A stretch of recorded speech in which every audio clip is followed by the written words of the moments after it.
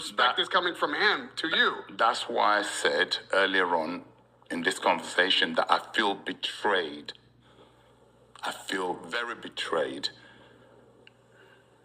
because based on the relationship I believe we have, I didn't expect.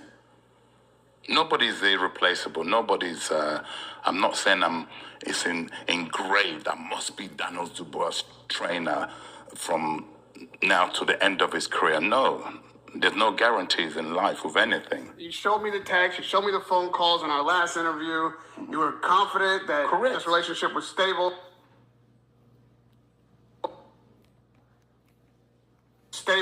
Do you believe that something interfered in the relationship or changed his own? Most definitely. So what could have put that type of influence on your relationship, severed your connection, and changed Stan's mind, if it is Stan, in fact, and not Daniel himself? Daniel's not capable of making that decision. I can categorically, 100 and 1,000%, how about that? Daniel's not capable of making that decision. That was made for him, and he was the one who had to action it, deliver it, because he is the fighter.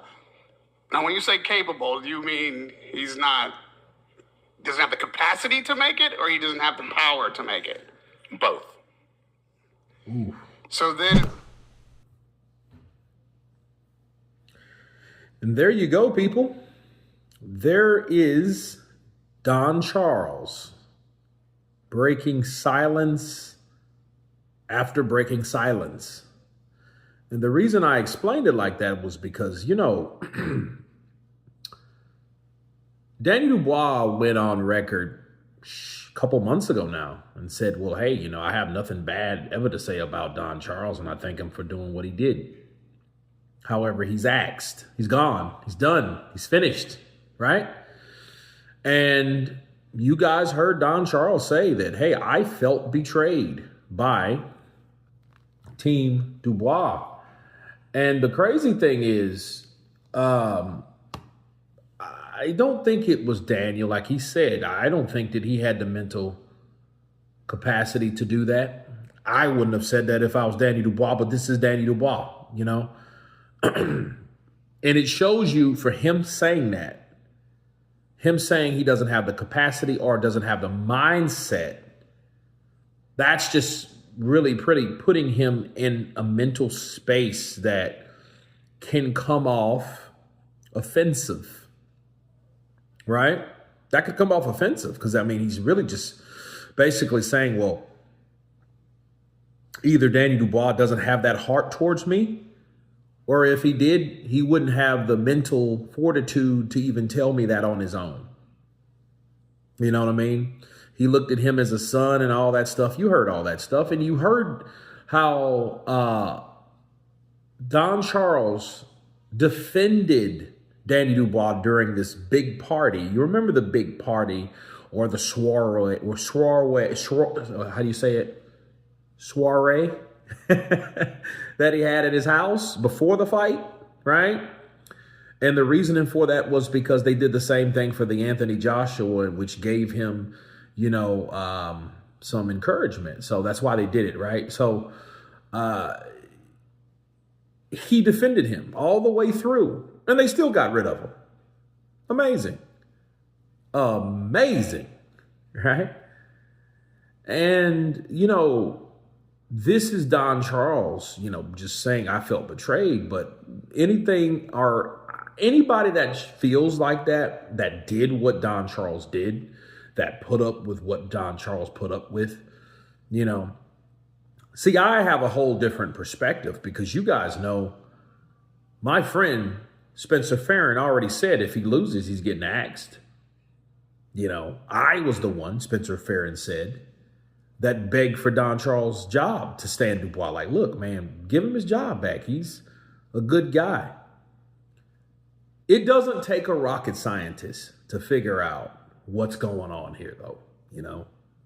The elephant in the room is, it's simple. Stan Dubois wants control over Daniel Dubois. And I feel that Stan Dubois looks at Don Charles somewhat of a threat, especially the position that Don Charles has being a head trainer. Simple. You know what I mean? Kind of looks like it. They're the same, same age bracket. He's teaching Daniel certain things, that may be contrary to what his dad wants him to do. And like I told you guys a long time ago, if Stan Dubois has a problem with allowing a head trainer to train his son, he needs to train his son.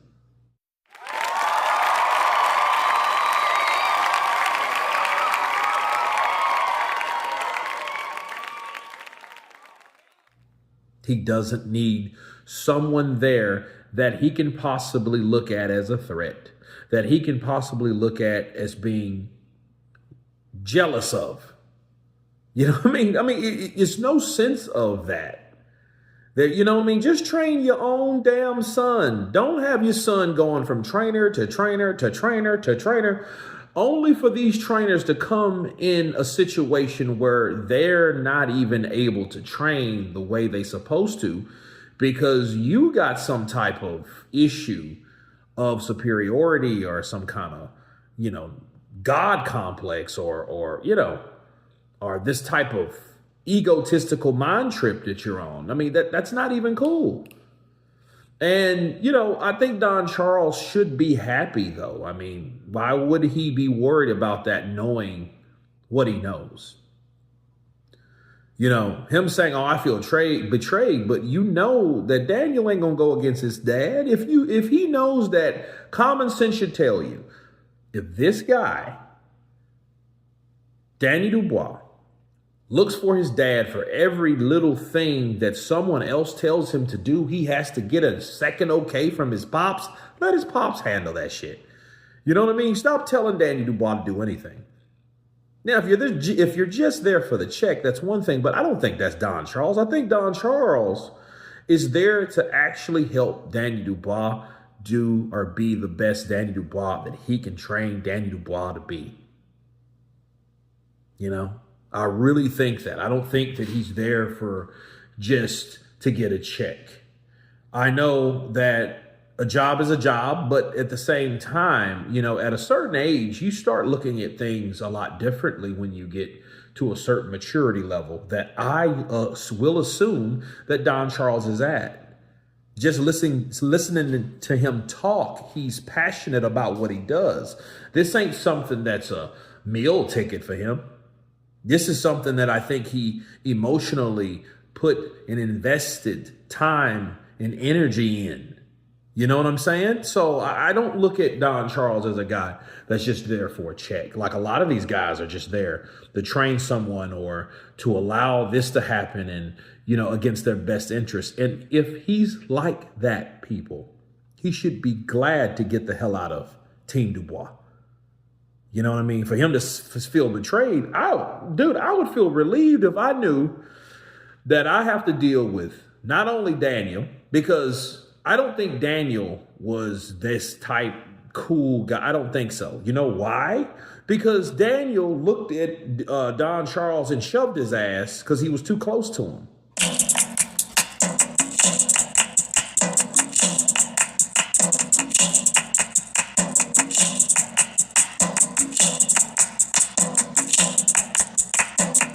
Like, yo, you do give me 50 feet. You guys remember that, right? And it wasn't cool. And that was one of the first signs like, okay, something ain't right in this camp for Daniel to look at Don Charles and shove him to the side. Bro, Don Charles is in his 60s. You think he has time for some 20-year-old kid to fucking be shoving him around? That's disrespectful. That's showing disrespect to the elders. You know what I mean? And I don't know how that came about. I don't know the backstory behind it, but I just know the energy, the tone, the action was not called for. And something was going down.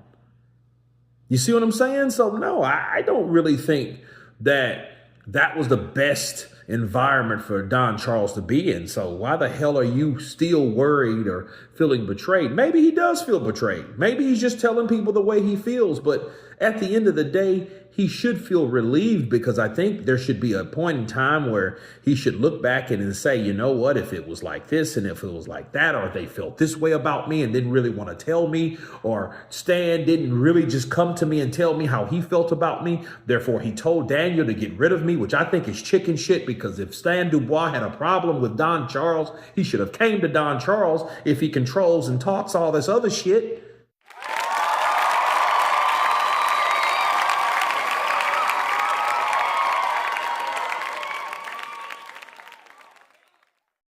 He should have done that, not got Daniel Dubois to do it. You know what I'm saying? I think that was lame. But you guys tell me what you think of Don Charles stating that he feels betrayed by Dubois or Team Dubois after the separation or the termination, the P45, right? Of course, please subscribe. And you guys been Counterpunch.